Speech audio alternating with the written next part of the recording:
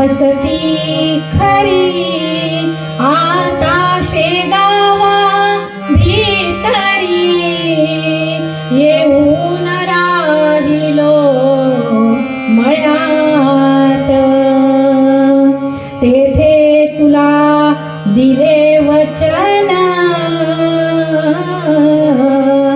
की मी दास नवमीस येईन त्याची आहे का आठवण मीच आहे रामदास पहा अशी पण शक्यता वर्तवता येते. त्यानंतर दासगणू महाराजांनीच महाराजांच्या अवतरणाबद्दल असंही कथन केलेलं आहे.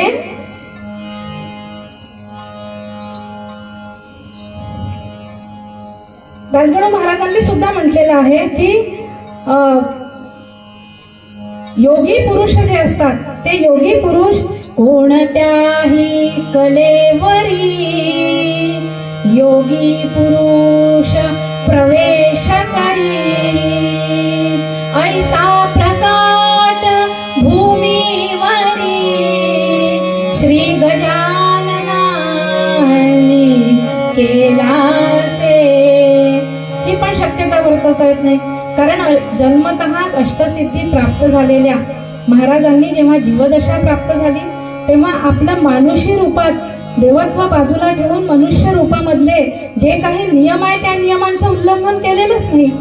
कारण रामकृष्णांचा जसा अवतार झाला त्यांनी आपलं देवत्व बाजूला ठेवून मनुष्य नियमांचंच पालन केलेलं आहे. त्याच्यामुळे ही सुद्धा शक्यता वर्तवता येत नाही महाराजांबद्दल. चिंतनाची परिपक्वता लाभताच महाराज अक्कलकोटला स्वामी समर्थांकडे आश्रयाला गेले. तिथे तपश्चर्या केली आणि स्वामींच्या आदेशानुसार गोदावरीला पंचवटी येथे साधना सुरू करू लागले. आता हा जो प्रसंग आहे गोदावरीच्या तीरावर घडलेल्या अनेक आध्यात्मिक इतिहासातील एक दिव्य इतिहासाची नोंद या गोदावरीच्या तीरावर होणार होती. महाराज त्यांची रामभक्ती सुद्धा साधना सुरू असताना त्यांच्या अलौकिक अशा रामभक्तीचा प्रत्यय नाशिककरांना देऊन गेलेला आहे. नाशिक आणि गोदावरी ही जी स्थानं आहे ही स्थानं म्हणजे भक्तांच्या जीवनाची विलक्षण वळणं ठरावीत. या